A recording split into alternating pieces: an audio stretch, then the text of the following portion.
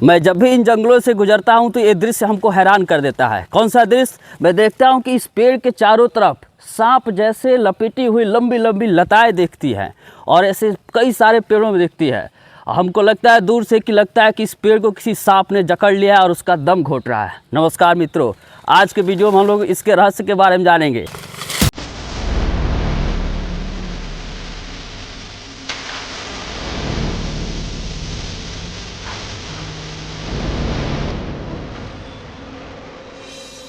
इस तरह के स्ट्रक्चर को हम लोग लियाना कहते हैं। इसका साइंटिफिक नेम लियाना है, जिसको हम लोग काठ लता भी कहते हैं। एक तरह का लता है जो इस पेड़ को चारों तरफ से करते हुए इसके जड़ से होकर के पूरे इसके कैनोपी तक गया है। आखिर ये स्ट्रक्चर कैसे हुआ है तो इसको हम समझते हैं।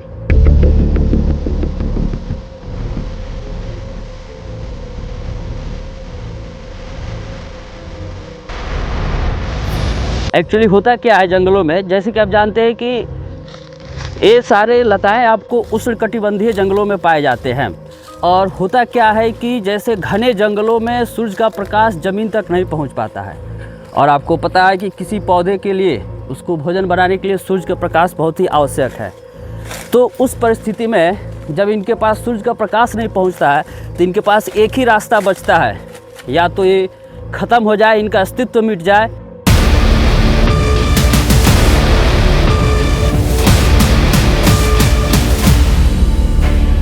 अपने अंदर इस तरीके से ये इन्होंने अपने आप को एडजस्ट किया है, रूपांतरित किया है कि ये लता के रूप में अपने आप को बदल लेते हैं। और फिर जो पेड़ इनका सूरज का प्रकाश रोक रहा था, उसी के सहारे ये चढ़ करके इसके पेड़ के सबसे टॉप पे चले जाते हैं और यहाँ पे उनके पत्तियाँ होती है और वहाँ पे वो सूरज का प्रकाश लेते हैं और अपना भोजन बनाते हैं। तो ये इनकी कहानी रही। अब इसमें इंटरेस्टिंग बात क्या है? तो इंटरेस्टिंग बात ये है, अब देखिए क्या होता है, ये जा कर के एक साथ बहुत सारे पेड़ों के ऊपर छा जाते हैं। जैसे देखते हैं, एक ही लियाना गया है और कई पेड़ों के ऊपर चला गया है और वो कई पेड़ों के ऊपर छा जाते हैं। तो ये पर्यावरण को नुकसान पहुंचाते हैं। किस तरीके से नुकसान पहुंचाते हैं? सबसे पहले ये इन पेड़ों को बढ़ने नहीं देते हैं। इनके भोजन का जो हक होता है वो ये सारे लियाना छीन लेते हैं। सामान्यतः लोग सोचते हैं कि ये जो लियाना होते हैं वो पैरासाइट होते हैं, मतलब ये अपना भोजन पेड़ से प्राप्त करते हैं, जबकि ऐसा नहीं है। ये इनके टॉप पे जाके इनके पास पत्तियाँ होती हैं और सूरज के प्रकाश से ये अपना भोजन बनाते हैं। तो एक तरीके से पैरासाइट नहीं हुए, लेकिन हाँ, इन्हीं पेड़ों के सहारे जा कर के ये कैनोपी तक पहुँचते हैं। इसका फ़ायदा क्या होता है? जो बहुत सारे जानवर हैं, जैसे बंदर हो गए, लंगूर हो गए, छिपकली हो गई, गिलहरी हो गई, ये सारे जानवर ऊपर ही ऊपर जंगल के ट्रैवल कर सकते हैं। उनको नीचे आने की ज़रूरत नहीं है इन्हीं लताओं के सहारे। कई बार क्या होता है कि सांप इन्हीं लताओं के सहारे एक पेड़ से दूसरे पेड़ तक, कई पेड़ों तक सफ़र करते हैं, ऊपर ही ऊपर, बिना नीचे आए हुए। जिस तरह के जंगल में एल लियाना उग जाते हैं, वहाँ पे जंगल का विस्तार बहुत हद तक रुक जाता है, क्योंकि ये जा कर के ऊपर पूरे तरीके से पेड़ के विकास को रोक लेते हैं। और साथ ही साथ फल लगने की क्षमता, बीज गिरने की क्षमता, ये सारी क्षमताएं कम हो जाती है, जिससे जंगल का विस्तार कम हो जाता है। तो एक तरीके से नुकसान होता है। लेकिन इसका एक फ़ायदा ये है कि जब आंधी आती है तो आंधियों के समय में ये लियाना एक साथ बहुत सारे पेड़ों को पकड़े रहते हैं, जिससे पेड़ आसानी से नहीं गिरते हैं और गिरने से बच जाते हैं।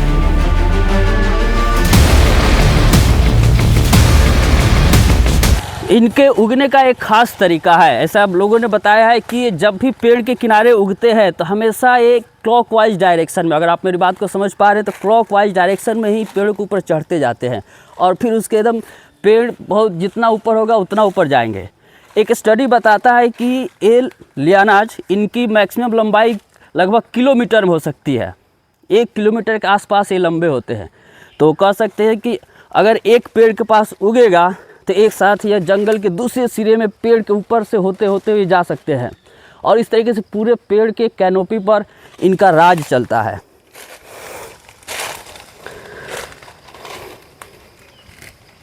एक समय ऐसा था जब इन्हें सूरज का प्रकाश नहीं मिल रहा था, जब इनके अस्तित्व की लड़ाई आ गई थी, जब ये उग नहीं पा रहे थे, क्योंकि इन्हीं पेड़ों ने इनके सूरज के प्रकाश को रोक लिया था। लेकिन इन्होंने अपने आप को इस तरीके से मॉडिफाई किया, लताओं के रूप में विकसित किया और इसी पेड़ के सहारे ऊपर चढ़ करके इस पेड़ के ऊपर हावी हो गए। तो कह सकते हैं कि प्रकृति में भी अस्तित्व की लड़ाई चलते रहती है। जो इसमें पीछे छूट जाता है उसका अस्तित्व खत्म हो जाता है, या तो उसे प्रकृति के हिसाब से ढलना पड़ता है। नमस्कार मित्रों, अगर ये वीडियो आपको अच्छा लगा तो मेरे इस चैनल को सब्सक्राइब करिएगा और इसी तरह के जंगल के, प्रकृति के अनछुए रहस्यों के बारे में जानना है तो इस वीडियो को लाइक करें, चैनल को सब्सक्राइब करें।